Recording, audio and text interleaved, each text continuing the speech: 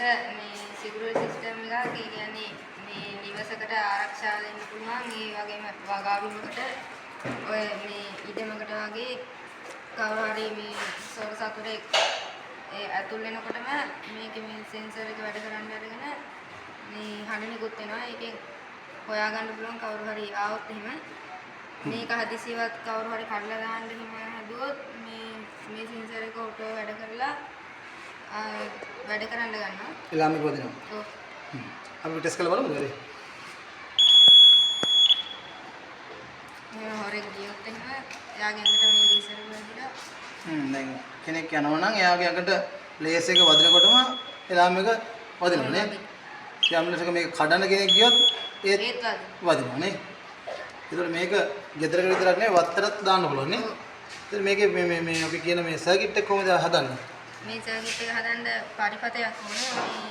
ඒකට ඕනේ දැන්ම ඔය දුරකථනය භාවිත කරන තොරතුරු වරගෙන පද්ධති හැදුවා. කියන්නේ වාම හදපු පද්ධතියක්ද මේක ඇතුළේ තියෙන්නේ? අය කියන්නේ එතකොට මේ සිස්ටම් එක හදන්න. සර්කිට් එක නේ.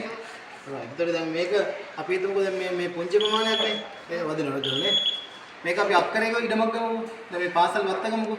ඒ වගේ නම් මේකේ ටිකක් ප්‍රබලතාවය වැඩි ලේසර් එකක් යොදා ලොකු දුරක් ගමන් කරන්නත් ඕන නේ.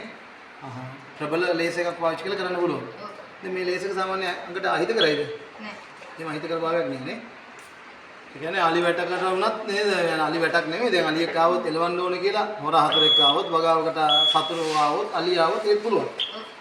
right. ඉතින් එතකොට අපි මේ දකින්නේ 9 ශ්‍රේණියේ මනුජ 9 ශ්‍රේණියේ මනුජ සිසුව හදපු මේ ආරක්ෂණ පද්ධතියක්. ඉතින් වෙනරසපුර විද්‍යාලයේ විද්‍යා විෂය භාර ගුරුතුමියගේ ඒ මඟ පෙන්වීම සහ ඔහුගේ හැකියාව භාවිත කරලා විද්‍යා ප්‍රදර්ශන සඳහා නිර්මාණය කරපු ආරක්ෂණ පද්ධතියක්. ඉතින් ඔබට අනාගතයේදී මේ වගේ ආරක්ෂණ පද්ධති ඔබගේ ගෙදරට ඒ වගේම වත්තල නිර්මාණය කරන්න මේ අපේ පොන්චි හපන හරහා ඉස්සරහට පුළුවන්කම ලැබෙනවා.